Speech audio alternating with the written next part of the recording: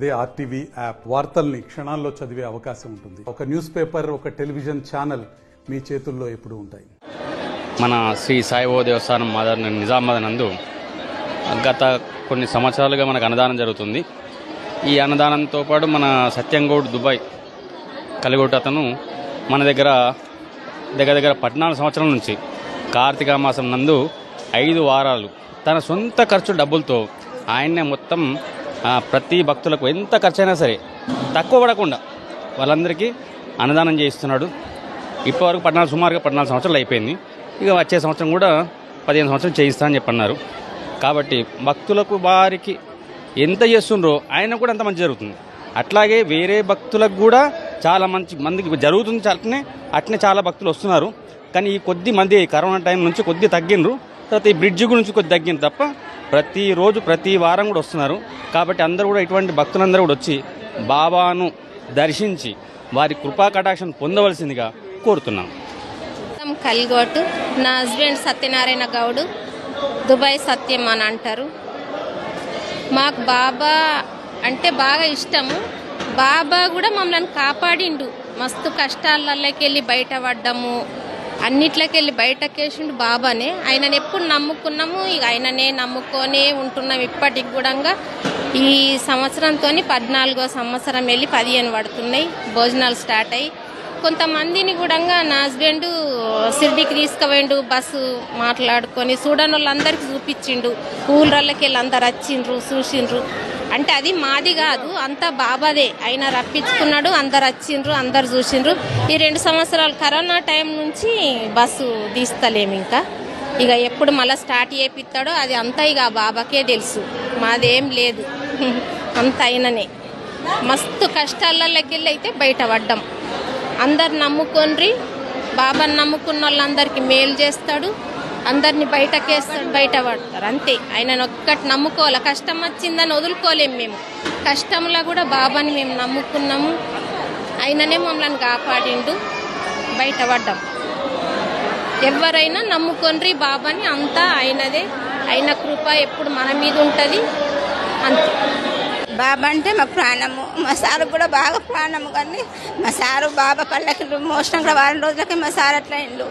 అయినా మా బాబా అంటే మా ప్రాణం. బాబాని చూసుకుంటే నా సారుని చూసుకున్నంత బదులు ఉన్నది. బాబానే మాకు అన్ని, అమ్మ నాన్న తండ్రి అన్ని దైవం అంతా బాబానే. బాబా లేనిది మేము లేము, అంతా బాబానే. మా అన్న పెద్ద సత్యం అంటే మా అన్న దుబాయ్ సత్యం అంటారు అందరూ. బాబా ఎప్పుడు మా అన్నకు ఏం చెప్పిండో కానీ అదే ఫాలో అయ్యి ఇప్పటి వరకు కూడా నమ్మకంతోనే అదే చేస్తున్నాడు. కానీ అందరిలోన నమ్మకం ఎందుకు పోతుందో మాకు అర్థమైతలేదు. కానీ బాబాని నమ్మకము వదులుకోవద్దు. బాబా మీద ఎవరైనా కానీ అవన్నీ అసత్యాలని నమ్మొద్దు. బాబాని ఎప్పటికీ నమ్మకంతో, మనం బాబా మీద నమ్మకంతో ఉండాలా. అది మంచి జరుగుతుంది.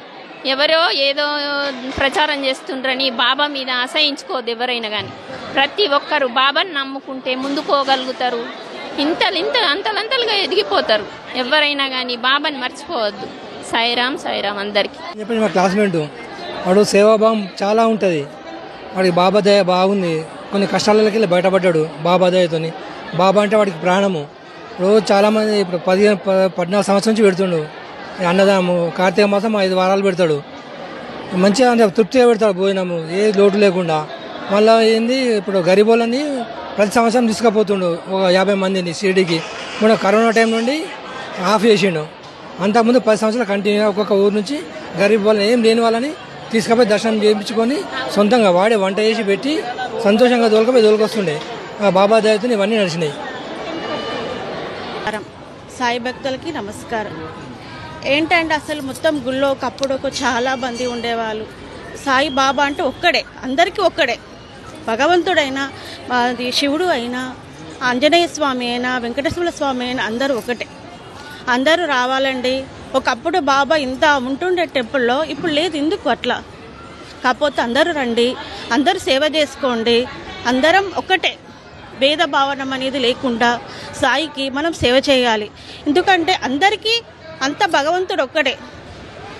సాయిరామ్. ఈరోజు గురువారం పురస్కరించుకొని ఈ దేవాలయంలో ఉదయం 6:30 బాబాగారి అభిషేకం ప్రారంభమై మధ్యాహ్నం 12 గంటలకు బాబా హారతి పురస్కరించుకొని, అలాగే ఇప్పుడు అన్నదాన కార్యక్రమం జరిగింది. ఇట్టి కార్యక్రమంలో భక్తులు అధిక సంఖ్యలో పాల్గొని అలాగే బాబా ఆశీస్సులు పొందినారు.